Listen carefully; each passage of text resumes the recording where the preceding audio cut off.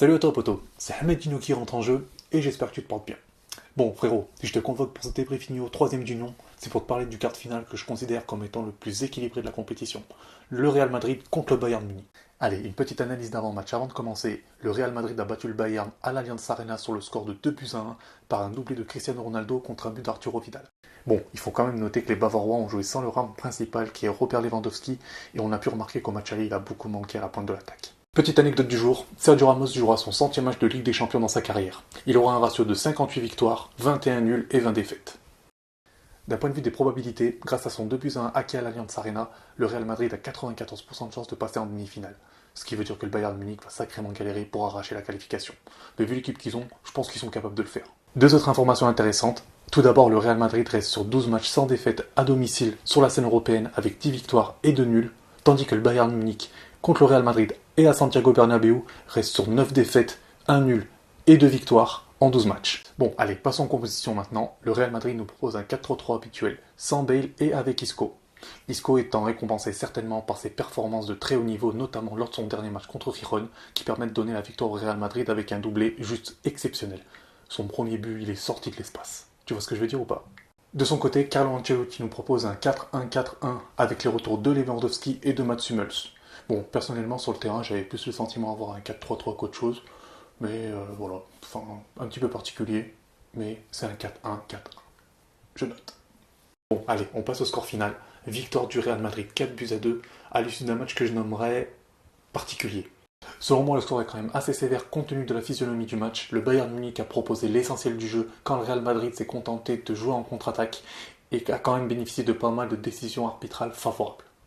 L'arbitrage. Ouais, parce qu'il faut en parler de l'arbitrage de Monsieur Kasai. J'ai pas compris. 2 buts en position de hors-jeu, mais ok. Bon, le deuxième de Ronaldo peut être discutable. Enfin, il n'est pas discutable parce qu'il y a vraiment hors-jeu, mais il peut être quand même pardonnable.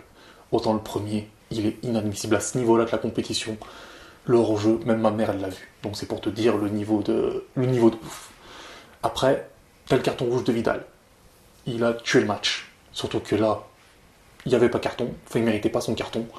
Je pense que vraiment il y avait un système de compensation puisque Vidal a quand même fait pas mal de fautes et son deuxième carton jaune lui pendait au nez. Seulement que sur cette faute-là, c'était pas mérité et je pense que ça aurait pu avoir une autre incidence, une autre issue sur le match. Après, comme je dis, c'est toujours mon point de vue. Et puis bon, aussi même là, sur la faute de Robben, sur le penalty du Bayern,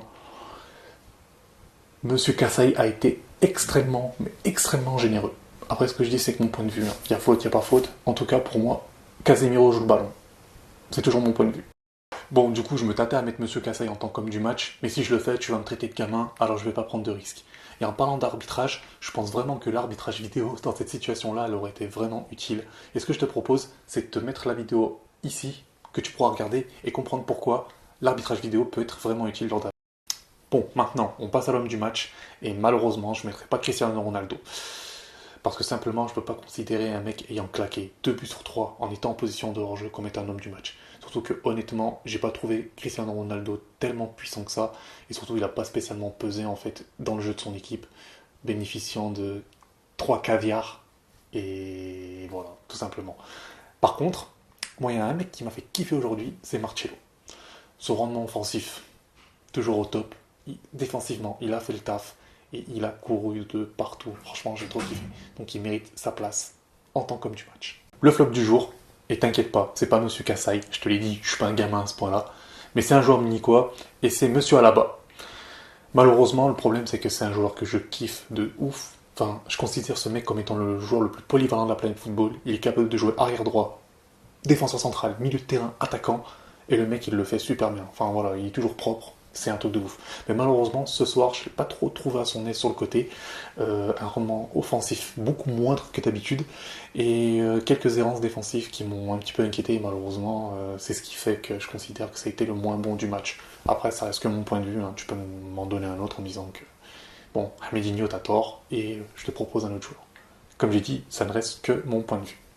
Bon, en conclusion, je te dirais que c'est une victoire pour le Real, mais que l'équipe devrait pas être trop fière de cette victoire, comme je te disais, vu qu'elle était vraiment entachée de fautes d'arbitrage juste énormes et inadmissibles à ce niveau-là. Après, c'est la loi du foot malheureusement, et comme je te le disais, je pense vraiment que l'arbitrage vidéo va être sacrément utile pour les années futures et qu'il faut vraiment la mettre en place. Le Bayern Munich va être lésé, ils retenteront leur chance l'année prochaine. C'est comme ça, c'est la dure loi du football et il faut l'accepter. Allez, petite anecdote pour terminer. Je pense que les gens les plus contents sur cette planète à l'heure actuelle sont les supporters du FC Barcelone. Bah oui, maintenant les mecs vont pouvoir se cacher derrière ce match-là pour éviter de parler du plus grand vol de l'histoire du football moderne. Tu vois de quel match je parle ou pas? Non! Impossible! Bon, c'est tout pour moi frérot, j'espère que t'as kiffé la vidéo. Et maintenant ce que je vais te demander, tu le sais, c'est ta séance de passe habituelle. Tu partages la vidéo, tu t'abonnes à la chaîne, et le petit pouce bleu qui fait plaisir et qui donne la sophore à Hamedinho. Et la dernière chose, ce que je veux surtout et avant tout, c'est ton avis, ton analyse, tes tops, tes flops. Ce que je veux, c'est qu'on partage ensemble, qu'on débatte ensemble, mais surtout qu'on rigole ensemble. Allez, sur ce, ciao frérot.